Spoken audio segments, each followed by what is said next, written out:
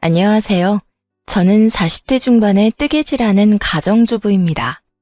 평소 작업을 하며 즐겨 듣는 사연 열차에 제 사연이 소개된다고 하니 벌써부터 떨려오는데요.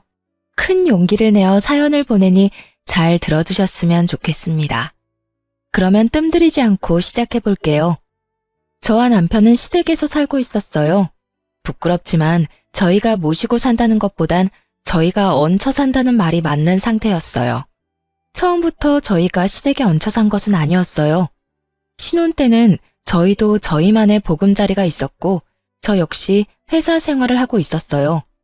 그런데 남편의 하던 가게가 점점 바빠져 일손이 필요해졌고 전 남편을 돕기 위해 회사를 그만두고 남편의 가게에서 일을 하게 되었어요. 하지만 그 바쁜 것도 잠시 갑작스럽게 코로나 시국이 시작되었고 다들 아시다시피 가게들은 하나둘씩 망해가기 시작했죠. 저희도 그 여파를 피해가지 못했고 결국 1년 가까이 적자를 내던 가게를 폐업하게 되었습니다. 생활고는 물론이고 그간 모았던 돈까지 다 까먹은 상태였던 터라 앞날이 막막했고 그런 저희에게 시어머니가 손을 내밀어 주어 시댁으로 들어가게 된 것이었죠. 두 사람 잘 듣거라. 살다 보면 이런 일도 있고 저런 일도 있는 거야. 그러니까 너무 낙담하지 말고 우리 집에서 지내면서 천천히 다음을 기약해보자꾸나. 어머니, 감사해요. 제가 더 열심히 살아볼게요. 어머님, 저도 정말 감사해요. 시아버지가 돌아가시고 시어머니 혼자 있던 터라 시어머니는 오히려 저희의 합가를 반겨주는 눈치였고 그렇게 저의 시댁살이가 시작되었어요. 남편은 그날부터 닥치는 대로 일을 하기 시작했습니다. 배달, 일용직, 택배까지 할 수 있는 일은 그게 뭐든 하루도 쉬지 않고 일을 하며 다시 일어서기 위해 부단히 노력했고 저 역시 뭐라도 할 수 있는 일을 찾고 있었어요. 모든 것이 희망적이지 않은 상황에도 힘이 되었던 것은 시어머니의 보살핌과 응원을 받았다는 것이었는데 그마저도 대기업을 다니던 서방님이 결혼하며 바뀌어가기 시작했어요. 동서는 꽤 부유한 집안에서 자란 자영업을 하는 사람이었는데요. 코로나의 직격탄을 맞아 폐업까지 하게 된 저희와는 달리 동서는 친정 도움을 받아 그 위기를 무사히 넘겼다고 하더군요. 동서는 살면서 고생이란 해보지 않은 사람처럼 맑고 눈치라곤 전혀 보지 않는 사람이었는데 그런 동서의 태도에 어이가 없었던 적이 한두 번이 아니었습니다. 형님, 이번 아버님 제사 때 저 바빠서 준비는 못할 것 같아요. 아마 참석도 못할 수도 있을 것 같긴 한데 어떻게 해서든 참석은 할 수 있도록 빨리 마무리해 보도록 할게요. 형님도 아시잖아요. 아무리 직원들 있어도 사장이 있어야 가게가 제대로 돌아가는 거. 동서가 시집오고 맞이한 시아버지의 첫 제사에 제가 들은 말이었어요. 그것도 온 식구들이 다 듣는 곳에서 저렇듯 통보하듯 저에게 말하더라고요. 예의상이라도 죄송하다는 말 한마디 정도는 할 법도 한데 동서는 저에게 조금의 미안한 기색도 없어 보이더라고요. 여기까지만 해도 어이가 없는데 더 기가 막힌 건 시어머니의 반응이었어요. 들어보니 일리 있는 말이구나. 둘째는 제사 때 시간 맞춰 참석만 하려무나. 준비는 첫째가 다 하면 되니 그런 걱정은 하지 말고 말이야. 이 말을 듣는 제가 왜 기가 막힌 줄 아세요? 동서가 온갖 일을 저에게 다 떠넘겨서가 아닙니다. 물론 동서의 태도도 어이가 없고 기가 막혔지만 제가 정말 기가 막혔던 건 시어머니의 달라도 너무 다른 태도 때문이었어요. 다른 건 몰라도 시아버지의 제사만큼은 유난히 정성을 쏟았던 시어머니는 제가 시집을 오고 맞이한 시아버지의 첫 제삿날 이런 말을 했었어요. 요즘 너랑 네 남편이랑 하는 가게 바쁜 거 다 안다. 손님이 많아서 알바생을 더 늘린다는 이야기도 들었고 그래도 말이다. 시집오고 처음으로 모시는 네 시아버님 제사인데 네가 와서 하나부터 10까지 준비해야 하지 않겠어? 가게 때문에 신경 쓰이면 가게 문을 하루 닫더라도 꼭 네가 와서 다 준비하거라. 저에겐 이렇게까지 말한 시어머니가 동서에겐 저리도 너그러운 말들을 하고 있으니 제가 기가 막히고도 남지 않겠어요? 그리고 그 뒤로 이어진 두 사람의 대화는 저를 깔보고 있는 동서의 마음을 확신하게 해주었어요. 그런데 요즘도 그렇게 바쁘니? 뉴스 보니 차 영업하는 사람들 너도 나도 곡소리 난다고 하던데 너는 그렇지 않아? 네, 저는 나름대로 잘 되고 있어요. 제가 열심히 하는 것도 있긴 하지만 어려울 땐 친정에서 도움을 주시기도 해서 큰 어려움 없이 잘 헤쳐나가고 있어요. 형님 친정도 형평만 좀 좋았다면 그렇게 망하는 일은 없었을 텐데. 아, 그러니까 형님네가 가난하다는 말이 아니라 가게 망하고 시댁에 얹혀 사는 게 안타깝고 속상해서 하는 말이니 너무 기분 나빠하지 마세요, 형님. 이 말을 도대체 어떻게 들으면 기분 나쁘지 않게 들을 수 있는 걸까요? 한동안은 이런 동서의 화법 때문에 마음고생을 참 많이 했습니다. 매번 사람 기분은 상할 대로 다 상하게 만들어 놓고 마지막엔 꼭 제 생각을 해서 그랬다고 하니까요. 하지만 당하는 것도 한두 번이지 가끔 만나는 동서에게 딱 1년 당하고 나니 저도 가만히 당하고만 있을 순 없더라고요. 제가 돈이 없지 자존심이 없는 건 아니었으니까요. 다시 돌아온 시아버지의 제사. 동서는 마찬가지로 참석만 하겠다고 저에게 말을 꺼내왔고 전 시어머니가 또다시 그런 동서를 두둔하고 나서기 전에 재빠르게 동서에게 말을 꺼내기 시작했어요. 네, 조금 바쁘긴 해요. 알바생이 자꾸 바뀌어서 믿고 맡길 수도 없긴 하고요. 아, 그래? 하긴 그렇긴 하겠다. 동선의 가게가 손님은 없어서 일하기는 편한데 사장 성격이 지랄이라서 알바생들이 버티기 힘들다고 소문났더라고. 아, 지랄이라는 말은 내가 아니라 동선에서 알바했던 애들이 알바 후기에 남긴 말 그대로 쓴 거니까 오해하지 마. 시어머니는 제가 집에서 온 집안일을 다 하길 바라면서도 돈은 벌어오길 바랬고 제 경력에 재택근무로 할 수 있는 일은 없었기에 여기저기 일을 알아보고 있었죠. 그러던 중 알바 후기를 보게 되었고 그곳에서 동서의 가게가 알바생들 사이에선 악명 높은 곳이란 걸 알게 되었죠. 동서의 가게는 장사는 버티는 게 용할 정도로 손님이 없어 일은 편하지만 사장인 동서의 갑질이 심하니 다들 그 갑질을 버텨낼 자신이 있으면 가라는 말이 허다하더라고요. 거기에다 마감 시간이 10시인데 6시 이후엔 사장이 오는 일이 거의 없어 마감조 자리가 치열하다는 사실도 알 수 있었고요.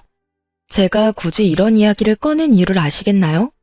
동서는 이때껏 늦은 시간까지 가게엔 있지도 않으면서 가게 핑계를 대며 제사엔 참석도 하지 않았던 것이었어요.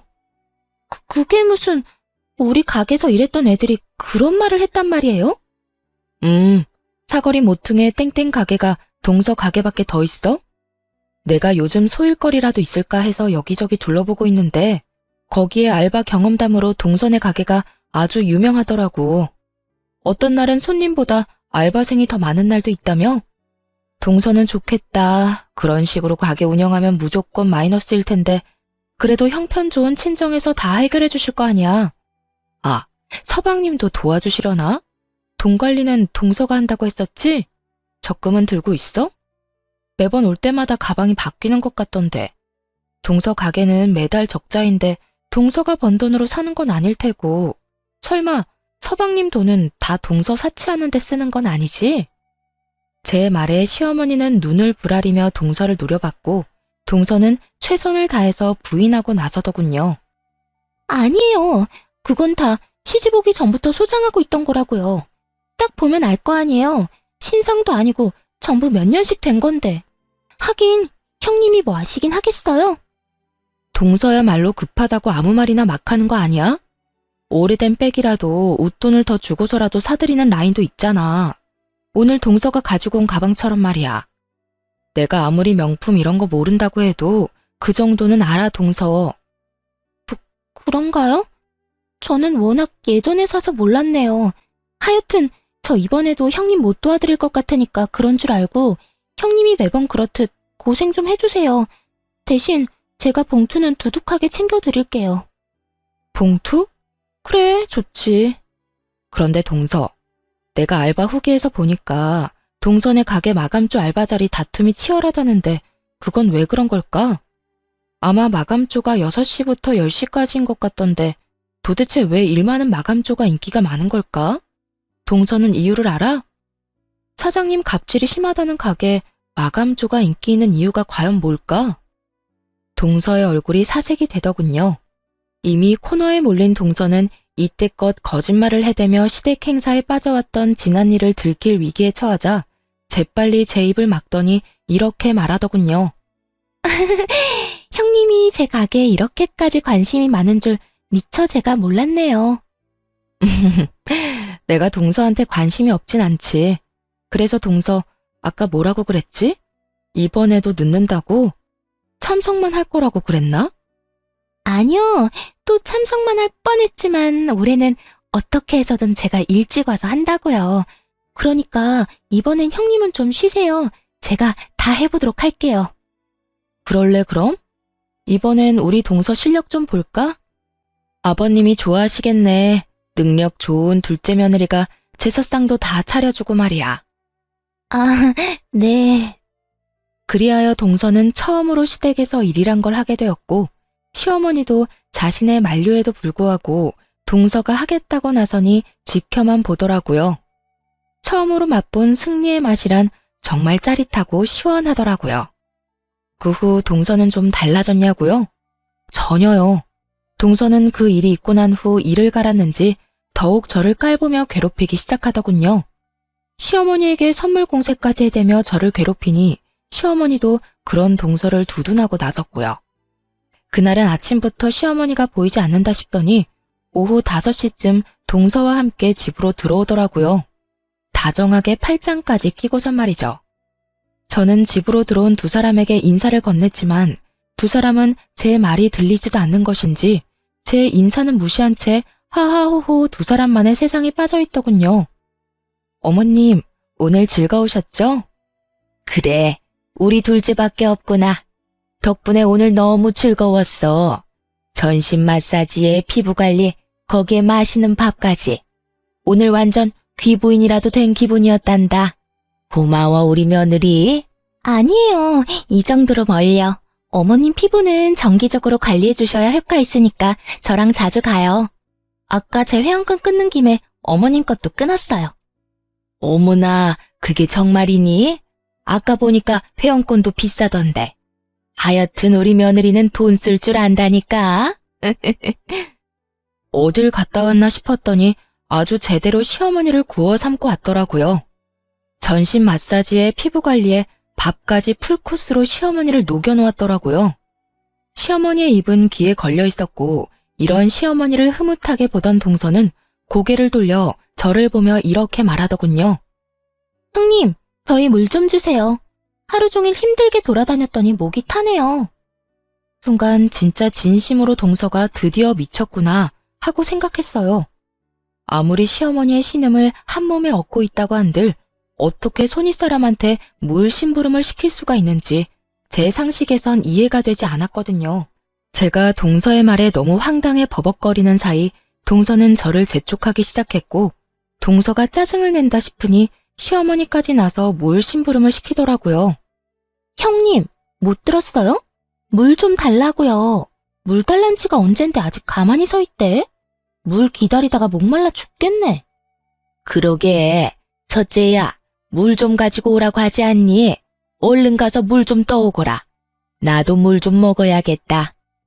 시어머니는 저를 보며 따지듯 말했고 저는 주방으로 가 물 2잔을 떠와 한 잔은 시어머니 옆에 두고 한 잔은 동서의 손에 주는 척을 하며 동서의 옷에 물을 다 부어버렸습니다.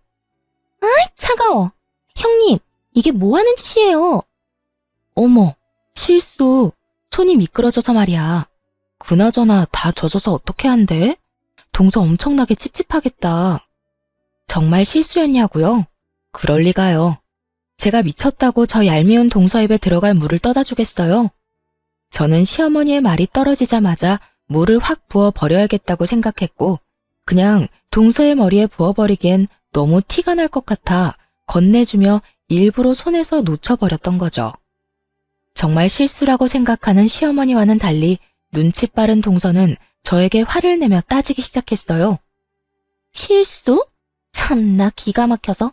실수는 무슨. 형님, 일부러 엎은 거 다 티나거든요?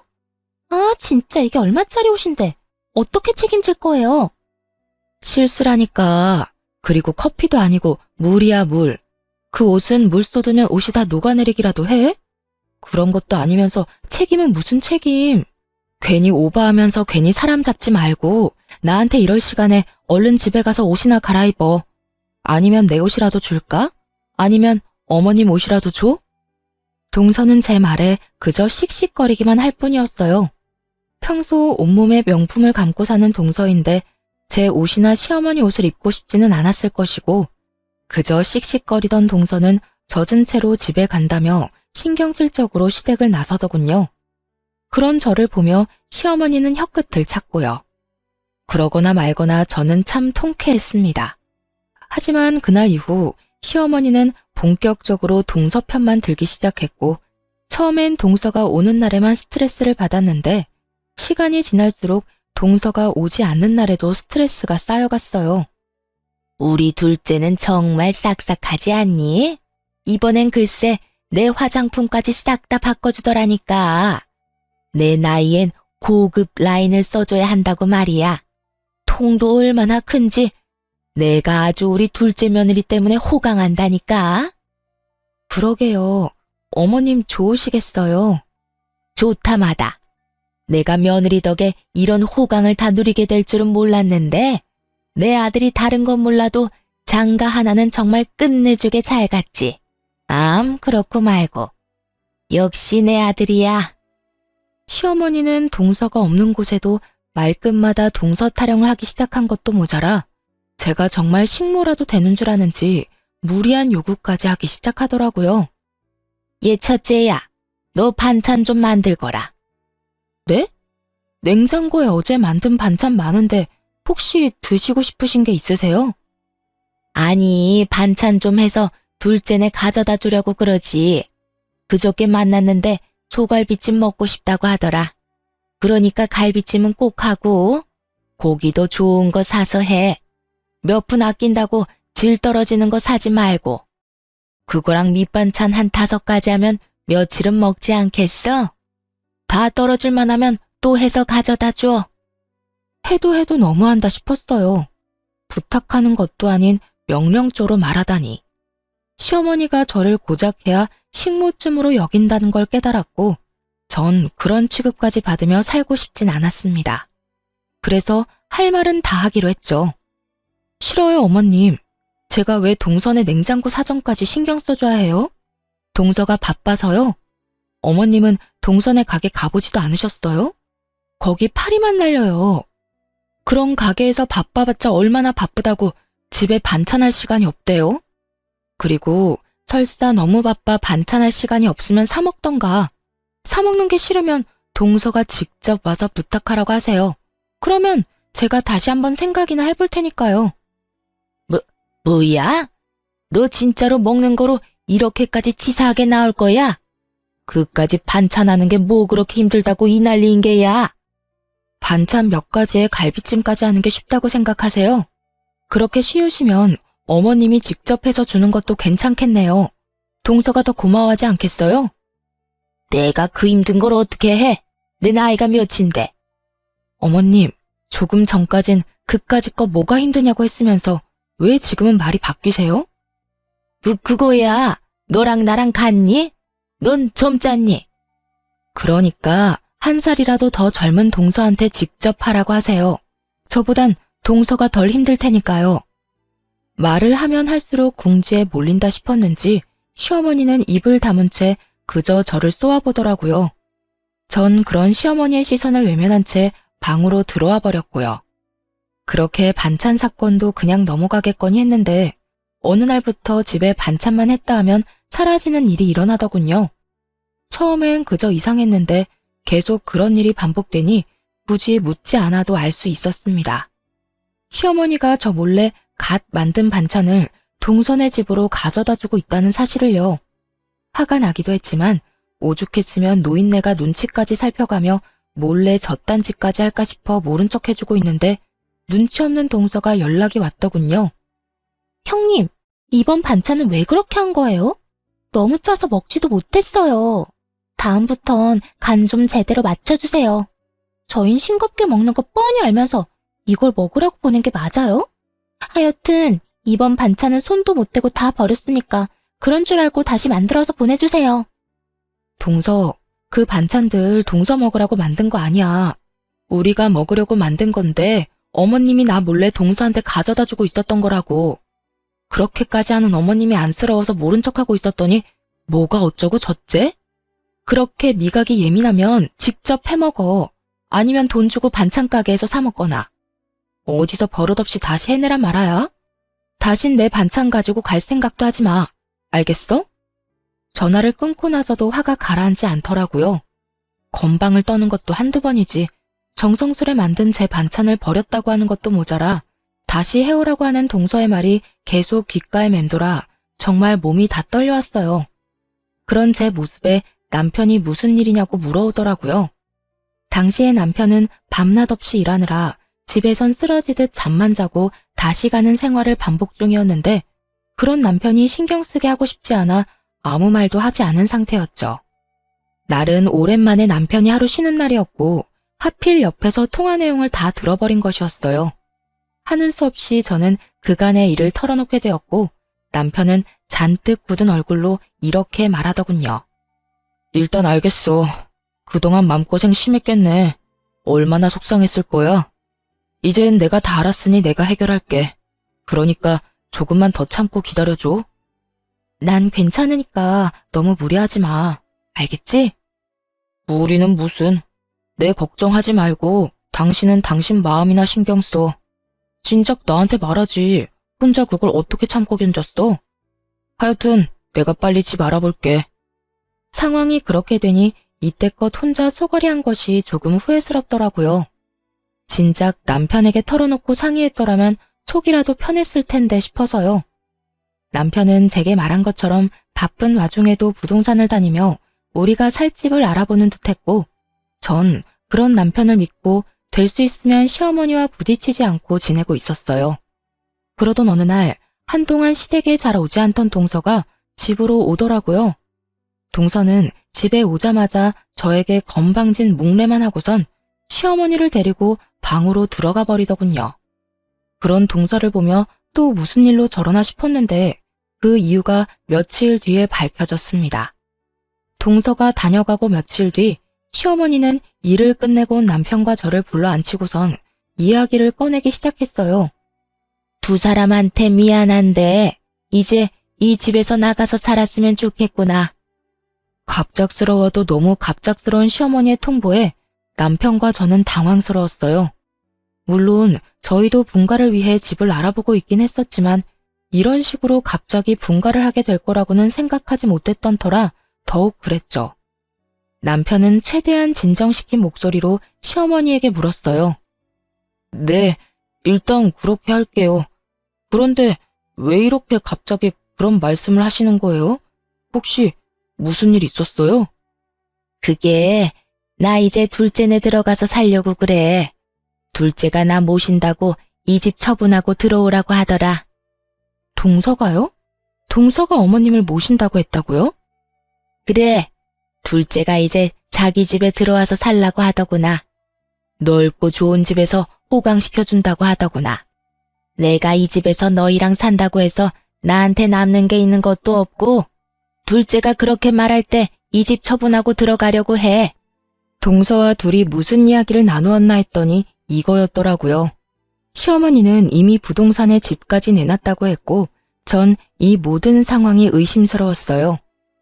제가 아는 동서는 저를 골탕 먹이기 위해 시어머니에게 잘하는 것뿐 시어머니를 모시고 싶어 할 위인이 아니었거든요. 제사 모시는 것, 명절 지내는 것, 하물며 시어머니 생신도 챙기기 싫어 이런 핑계 저런 핑계를 대가며 겨우 얼굴만 비치고 선물 공세만 펼치던 동서가 시어머니 호강을 위해 시어머니를 모신다? 그건 정말 말도 안 되는 것이었죠. 하지만 이런 제 생각과는 달리 시어머니는 동서의 말을 찰떡같이 믿는 듯했고 저와 남편에게 언제까지 나갈 거냐고 묻더라고요. 그래서 하는 말인데 하루라도 빨리 집에서 나가줬으면 좋겠구나. 너희 나가고 나면 나도 짐 정리 다 해서 바로 둘째네로 들어갈 거니? 대략 언제쯤이면 나갈 수 있겠니? 내일 부동산 가보고 적당한 집 있으면 바로 이사할 테니 걱정하지 말고 짐 정리 시작하세요. 그런데 어머니, 혹시 집 처분한 돈은 어떻게 하실 건가요? 혹시 재수 씨 주는 건 아니죠? 남편의 말을 듣는데 설마 싶더라고요. 그러면서도 드는 생각이 어쩌면 그럴 수도 있겠다 싶더군요. 그날 동서와 시어머니는 방에서 꽤 긴 시간 동안 이야기를 나누었고 중간중간 시어머니의 놀란 소리나 탄성 소리 등이 들려왔었거든요. 하나둘 퍼즐이 맞춰가는 순간 시어머니는 말까지 더듬으며 일단 부인을 하고 나서더군요. 뭐라고? 내가 그 돈을 왜 둘째를 줘? 내가 따로 가지고 있을 거니 내 돈 걱정은 하지 말고 너희나 걱정해. 혹시 나한테 돈 내놓으라고 하려고 그러니?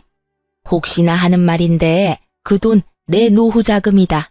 절대 못 내주니 너희 살 길은 너희가 알아서 찾거라. 그럴 생각도 없어요. 저희도 저희가 살 집 구할 능력 정도는 충분히 되는데 왜 어머니 돈을 욕심내겠어요? 그저 걱정되어서 그랬어요. 걱정? 무슨 걱정?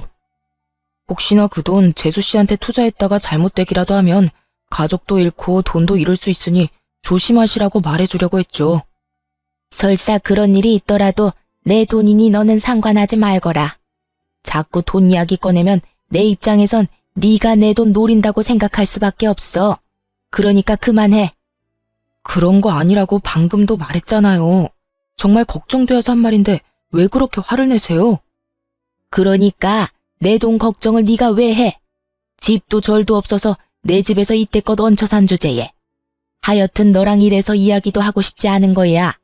너랑 이야기만 했다 하면 좋던 기분도 나빠진다. 얼른 들어가. 이사 갈 날 정해지면 말해주고. 저 역시 마찬가지예요. 예전부터 늘 이런 식이었어요. 대기업 다니는 둘째만 아들 취급하시고 제 말은 늘 무시하고.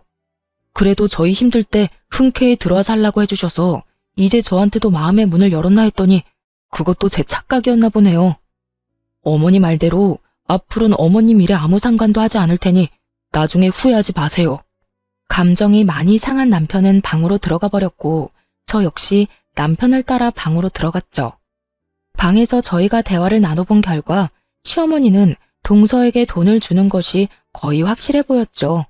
하지만 저희가 말을 더 꺼내봤자 재산 노리고 그런다며 괜한 오해나 받을 것 같았고 우리 나름대로 충분히 위험성을 설명했으니 나머지는 시어머니가 알아서 판단할 거라 생각하기로 했습니다.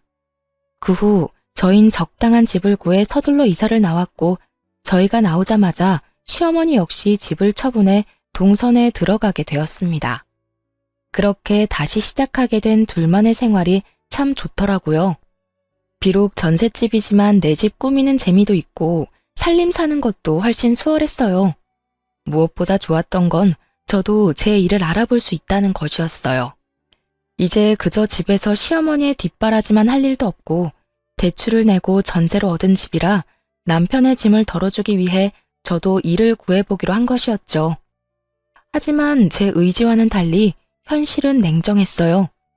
오랜 경력 단절에 언제 임산부가 되어버릴지 모르는 기혼자의 취업은 생각보다 더 쉽지 않았고 운이 좋게 면접까지 가게 되더라도 떨어지기 일쑤였어요. 그러는 와중 시어머니에게서 연락이 와 동선회로 좀 오라고 했고 마침 남편도 쉬던 터라 함께 동선회로 가게 되었습니다. 어머님, 저희 왔어요. 동서, 우리 왔어. 응, 왔니? 형님 왔어요? 편한데 앉으세요. 동서와 시어머니는 소파에 편히 앉아 있더라고요. 저희가 왔는데도 불구하고 시어머니는 물론이고 동서까지 엉덩이 한 번을 떼지 않더라고요. 저희는 동서의 말대로 보이는 곳에 자리를 잡고 앉으려고 했고 그 순간 저를 향해 손을 뻗은 시어머니가 이렇게 말하더군요. 앉긴 뭘 앉아? 너 청소 좀 해라. 너도 알다시피 내가 먼지에 예민하지 않니? 둘째가 요즘 가게가 바빠서 청소를 못해서 그런지 내가 요즘 컨디션이 너무 안 좋아. 처음엔 제가 무슨 말을 들은 건가 했어요. 아무리 동서에게 홀린 시어머니라도 이런 말까지 할 리가 없다고 제가 잘못 들었을 거라 생각했는데 그게 아니더군요. 네? 저더러 동선에 청소를 하란 말인가요? 그래. 그러면 여기 또 누가 있니? 둘째는 이때까지 일하다가 왔는데 또 집안일을 하리? 넌 집에서 아무것도 하는 것 없이 노니까 힘이 남아돌 것 아니니? 그리고 너 청소 깨끗하게 잘하잖아. 그렇게 서 있지 말고 얼른 청소 좀 해. 이건 해도 너무하는 행동이다 싶었어요. 제가 시어머니와 함께 살 때는 시어머니 집을 청소하는 것이야 당연하지만 시어머니가 산다고 해서 제가 동서집을 청소하는 건 당연한 것이 아니잖아요. 하지만 시어머니는 당연하다는 듯 저에게 집안일을 시키고 있었고 전 그런 시어머니에게 싫다고 하며 따지고 들었어요. 싫어요. 여기 동서집인데 제가 왜 청소해야 해요? 제가 힘이 남아 돈다고요? 제가 청소를 잘해서 그렇다고요? 어머님, 제가 설사 힘이 남아 돌고 청소를 엄청나게 잘한다고 해도 동서집은 절대로 청소할 맘 없으니까 정 집이 더러워서 힘들면 돈 주고 청소업체 부르세요. 동서, 돈도 많은데 청소업체 좀 불러드려. 괜히 이딴 일로 사람 오라가라 하지 말고. 동서도 참 생각이 없다. 어머님이 이런 말도 안 되는 생각으로 날 부르는 거 알았으면 동서라도 말렸어야지 뭐 했어? 아님, 동서가 부추겼어? 형님은 오라고 하면 올 테니까 오거든 청소나 시키세요. 하고 동서가 부추겼냐고. 저는 한 번에 두 사람에게 질책을 쏟아냈고 동서는 전곡을 찔려 얼굴만 붉힌 채 아무 말도 하지 못하고 있었고 시어머니가 나서 저에게 화를 내더군요. 너 무슨 말을 그따위로 하는 거야? 왜 꾸준 둘째를 잡아? 내가 불렀고 나 혼자 청소시킨 거니 둘째한테 뭐라고 하지 마라. 그리고 시부모 있는 집이 시댁인 거지 어딘 내 앞에서 훈육질이야? 넌 그냥 내가 하라고 하면 되는 거야. 그러니까 잔말 말고 청소나 해. 어디 능력도 없어 제대로 된 일자리 하나 없는 게 누구 보고 생각이 있다 없다를 논해? 자기 분수를 알아야지. 참 할 말이 없더군요. 아니, 정확히는 떠오르는 말이 욕뿐이라 마땅한 말을 고를 수가 없는 상태였어요. 그렇게 열심히 할 수 있는 말을 골라내는 사이 남편이 화가 단단히 났는지 시어머니에게 화를 내며 따지고 들더군요. 어머니, 이 사람한테 그딴 식으로 말하지 마세요. 이 사람 저만 안 만났으면 멀쩡히 회사 생활 잘하면서 남들처럼 떵떵거리면서 살았을 거라고요. 저 돕는다고 회사 그만두고 가게 하다가 잘못돼서 이렇게 돼버린 것도 미안한데 어머니까지 그렇게 말해야 하겠어요? 남편은 시어머니의 언행을 지적하며 저를 감싸주기 시작했고 그런 남편의 태도에 시어머니는 어이가 없다는 듯 삿대질까지 하며 언성을 높이기 시작했어요. 아니, 이 녀석이 지금 누구한테 소리를 질러대는 거야? 내가 네 부모다. 내가 널 낳아준 엄마라고. 그런데 감히 내 앞에서 네 마누라 편이나 든다고 나한테 소리를 질러? 오죽했으면 이러겠어요. 사람 무시해도 정도가 있지. 어떻게 손 아래 사람 집 청소를 시킬 수가 있어요. 앞으로 이런 일론 연락도 하지 마세요. 아니, 앞으로는 어머니가 사랑하는 둘째 아들, 둘째 며느리랑만 사세요. 괜히 밉고 싫은 저희한테 연락하지 말고요. 뭐야? 너 지금 연이라도 끊자 이 말이야? 그렇게 받아들이셨다면 그렇게 해도 되고요. 어차피 저한테나 이 사람한테나 관심도 애정도 없잖아요. 남편은 시어머니의 눈을 똑바로 바라보며 말했고 그런 남편을 보던 시어머니는 피식거리며 콧방귀를 뀌더니 남편의 말에 한술 더 보태 말하기 시작하더라고요. 그래? 그러면 그렇게 하자. 너 앞으로 나한테 연락도 하지 말거라. 살다가 힘들어도 나한테 연락하지 마라. 난 이제 너 같은 아들 없다. 내가 죽었다고 해도 장례식장에도 오지 말거라. 홧김에 하는 말 아니니 오해 같은 거 하지도 말고 아예 부모 없다고 생각하고 살아. 그렇게까지 말해주니 마음이 한결 가볍네요. 그러면 잘 사시고 건강하세요. 남편과 저는 집으로 돌아왔고 그 뒤론 시댁 식구들과 연락도 하지 않고 살았어요. 여전히 전 취업을 위해 열심히 노력하고 있었지만 역시나 취업은 되지 않았고 여러 가지 고민하던 중 제가 시간 날 때마다 만든 뜨개질 제품을 온라인에 팔기 시작했습니다. 그러면서도 일자리는 계속 찾고 있었는데 잊고 지냈던 동네 어플에서 동서 가게 이야기를 또 보게 되었어요. 그건 다름 아닌 동서의 가게가 결국 망해버렸다는 글이었는데 무슨 일인지는 모르나 가게로 빚쟁이들이 찾아오고 한바탕 난리가 났었다고 하더라고요. 여보, 동서 가게 망했나 봐. 나 요즘 일자리 찾아본다고 어플 찾아보는데 거기에 알바 후기가 있거든? 거기에 동서 가게에서 일하던 직원이 후기 썼는데 거기 망해서 빚쟁이들까지 찾아왔다나 봐. 이게 다 무슨 일이야? 그러게. 빚쟁이까지 왔다는 거 보면 상황이 심각하다는 건데 어쩌다 그렇게까지 된 거지? 그러니까 어머님 돈도 동서 다 줬을 텐데 그 돈도 다 날린 거 아니야? 동서네는 그렇다 쳐도 어머님은 어떻게 해? 그런 걱정을 왜 해? 알아서 하겠지. 당신 혹시나 어머니한테 연락이 와도 연락 딱 끊어? 괜히 약한 모습 보이지 말란 말이야. 전 알겠다고 했고 남편의 예상대로 시어머니에게서 연락이 오더라고요. 1년 만에 연락이 와서 당당하게 꺼낸 시어머니의 말은 정말 가관이었습니다. 부모 영 끊고 잘 살고 있니? 어머님, 모르는 사람이 들으면 저희가 일방적으로 영 끊어낸 줄 알겠어요. 장례식장에도 오지 말라고 하면서 딱 잘라낸 건 어머님이잖아요.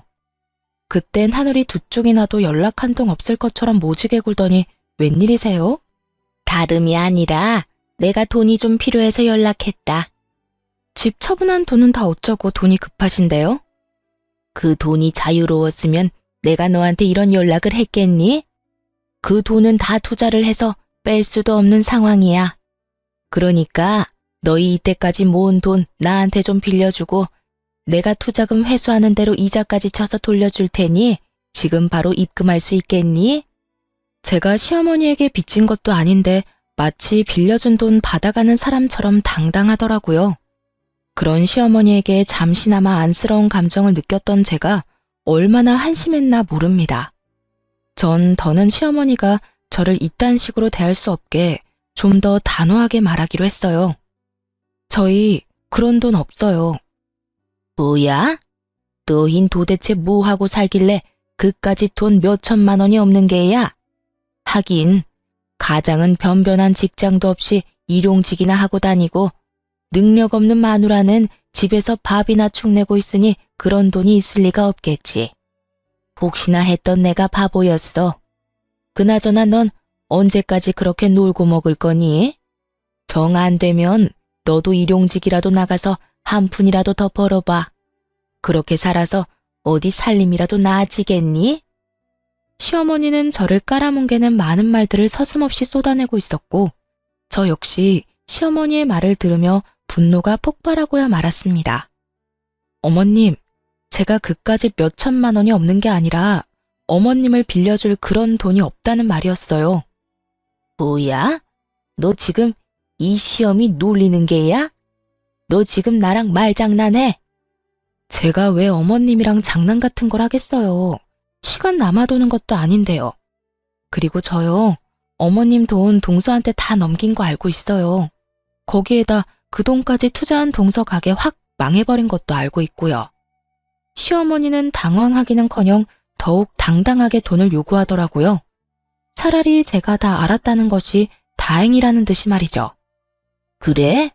다 안다니 이야기가 더 쉽겠네. 오히려 더 잘 됐어. 너도 알다시피 둘째 내가 요즘 좀 어렵다. 그래서 나도 어려워졌고. 부모가 이렇게 힘든 상황이면 자식인 너희가 날 도와야 하지 않겠니? 다른 때는 몰라도 힘들 때 가족이 돕지 않으면 누가 도와주겠어? 너희 힘들 때도 내가 도와주지 않았니? 그러니까 당장 있는 돈 다 보내거라. 참 당황스럽기도 화가 나기도 하더라고요. 시어머니가 저희가 힘들 때 선뜻 합가를 권해주신 건 사실입니다. 그 마음은 지금까지도 감사하게 생각하고 있고요. 그런데 저희는 그 힘든 형편에도 시어머니가 원하던 과한 월세와 함께 두 사람 몫의 생활비까지 다 들이며 살았어요. 결코 그저 얹혀 산 것이 아니었어요. 거기에다 집안 살림부터 시작해서 시어머니의 식모 노릇을 하며 살았으니 저흰 할 만큼 했다는 생각을 합니다. 이런 사실을 시어머니는 까맣게 잊은 듯 하길래 전 시어머니에게 저희가 그저 얹혀 산 것이 아니란 걸 말해주었어요.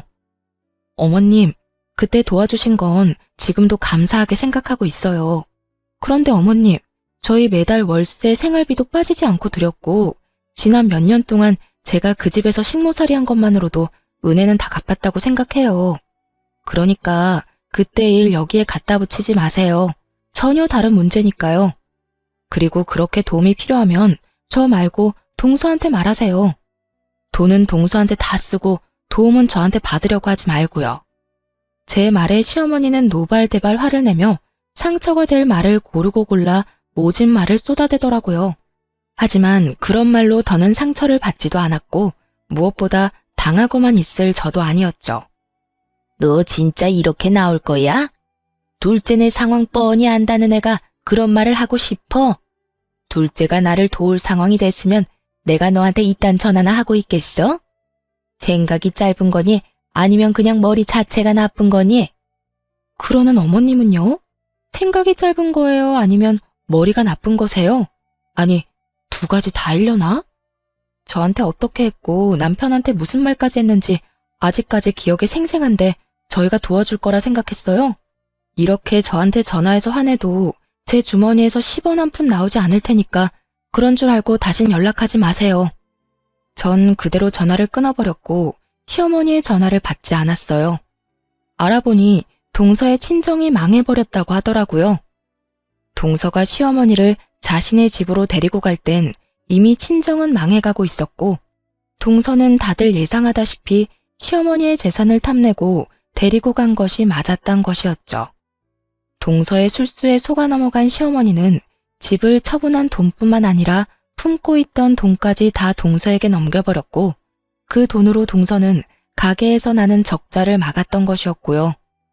친정도 망한 와중에 시어머니의 돈까지 끌어다 썼으면 그제라도 정신을 차리고 열심히 살아야 할 동서는 그저 사치를 부리며 살았다고 하더라고요. 거기에다 가게 운영 부족은 여전했으니 1년 동안 버티고 버티던 가게는 폭삭 망해버린 것이었던 것입니다. 시어머니가 제게 연락을 해 돈을 빌려달라 했을 땐 이미 동서 내외는 이혼 소송 중이었고 시어머니는 그 집에서 쫓겨나 혼자 월세살이를 할 때라는 걸 알 수 있었어요. 그런 와중에도 저에게 자존심을 세우느라 월세방 사는 자신의 불쌍한 처지는 한마디도 하지 않고 끝까지 당당한 태도로 저에게 돈을 뜯어가려고 했던 것이었죠. 애초에 갚을 마음도 능력도 되지 않으면서 말이죠. 저는 이런 모든 사실을 남편에게 알려주었어요. 여보, 요즘 어머님 월세살이 한다고 하더라. 동서 가게만 망한 게 아니라 친정까지 망해서 빚쟁이들한테 쫓기다시피 한다나 봐. 서방님은 이혼 소송 중이고 그래서 나한테 돈 빌려달라고 했나 봐. 당신 어머님 저대로 둬도 괜찮겠어? 안 괜찮을 건 뭐 있어? 어머니 한 말 잊었어? 본인 장례식장에도 오지 말라고 했잖아. 나 어머니한테 남은 정도 없고 감정도 없어. 어머니가 월세살이를 하든 길바닥에 나 앉았든 나하고는 상관없는 일이라고 생각하면서 살 거야. 그런 일은 없겠지만 혹시나 이제 와서 어머니가 잘못했다고 싹싹 빌어도 받아줄 생각 없으니까 당신도 그렇게 알고. 더는 그쪽으로 신경 쓰지 마. 알겠어. 난 다 상관없는데 혹시나 당신 마음 안 좋은데 괜히 나 때문에 이러지도 저러지도 못하나 싶어서 물어본 거야. 다 알아, 당신 마음. 그런데 있잖아, 여보.